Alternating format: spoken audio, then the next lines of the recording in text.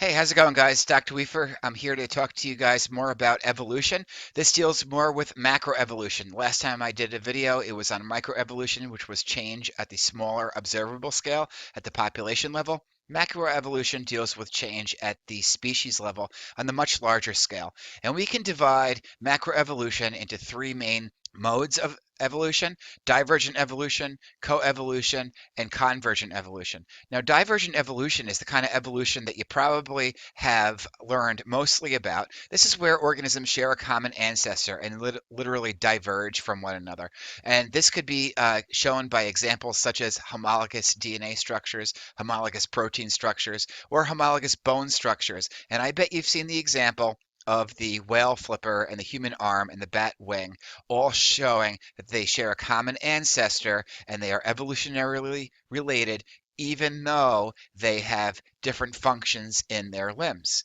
Now, coevolution, this is considered when there is a symbiotic relationship. These two organisms actually need each other to survive, and they have evolved together as a result.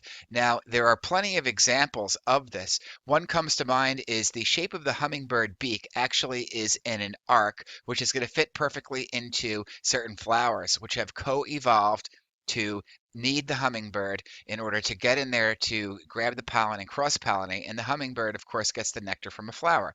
Now, convergent evolution, this one's really interesting. Convergent evolution is when unrelated organisms, or at least recently unrelated organisms, are going to develop similar features in which they are going to resemble one another. This is kind of like an analogous situation. One classic example that comes up from time to time is the example of the flying squirrels. Now, in the Australia, there is going to be a marsupial flying squirrel called the sugar glider. In other parts of the world, like in North America, there are flying squirrels that are going to be placental mammals. Now, the placental mammal flying squirrels are very similar to other placental mammals, whereas the marsupial flying squirrels are actually very similar to their own marsupials on areas of Australia. So this example of the flying squirrels is a situation where evolution does repeat itself on different continents where a similar environment poses a similar niche to be filled by the organisms. Now, an equally interesting example is to do with the Anora lizards on the Caribbean islands. HHMI Biointeractive did a wonderful video on this, and they explained how the different lizards on different islands are actually not as close as to the lizards within the same island, even though the lizards when you compare the different islands, look the same in many situations because they have adapted to very similar niches posed by the environment. So the concept of speciation is when two populations are set up by some sort of barrier, and the populations become so different because they accumulate their differences, and if and when they come together, they're not able to interbreed successfully. So that's the biological definition of a species. Now, keep in mind there are other definitions of species for organisms that don't reproduce sexually, such as asexual organisms. Then we have to look at the morphological definition of a species, which has to do with comparing like DNA structures and protein structures and certain cellular structures. So anyway, right now we're going to be looking at the biological definition of the species, and the separation can be allopatric. It could also be sympatric speciation.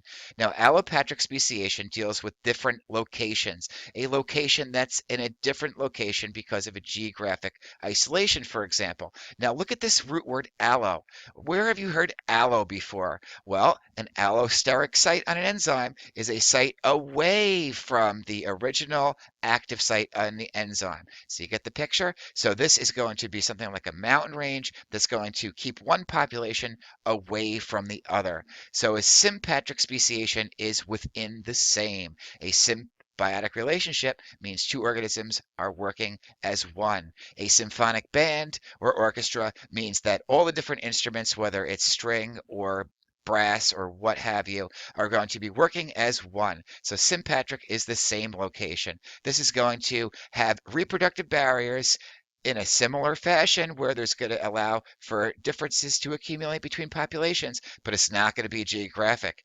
it is going to be a situation where it's going to be prezygotic or postzygotic, before a zygote is formed or after a zygote is formed. Now, let me just point out right here that allopatric speciation is definitely going to be prezygotic because it is not going to allow the zygote to form. Here, if the zygote is not allowed to form, if it's in the same population, it is going to be perhaps they are in different habitats for habitat isolation. Maybe they are in different parts of the rainforest, like the understory versus the canopy of a rainforest, as we saw in Anora lizards. Temporal isolation has to do with time of the day or different times. Different organisms may decide to go out at night, and that's when they do their mating, versus the time of day during the day. Now, behavioral isolation has to do with certain songs or dances. So if there are members of the population that develop a really cool new song or dance, other populations are not going to follow them. And if they start developing their own differences, then you will actually see changes take place, which would lead perhaps to speciation. Now, what happens if the zygotes do form? Will you still have speciation? Well, there is certain barriers that occur even after a zygote forms. One is called reduced hybrid viability. The other is called reduced hybrid fertility. And viability has to do with the well-being of something. So if there is a hybrid where two members that are not the same species are going to try to make a zygote, if the organism is going to not make it to a reproductive age or very far, that makes it having a reduced viability. Now, reduced hybrid fertility means that the organism does grow up, however, it is infertile. One classic example is a horse and a donkey will make the offspring mule, which of course is infertile. Well, that's it on macroevolution, so I hope you guys enjoyed the video. Until next time, I'll see you later.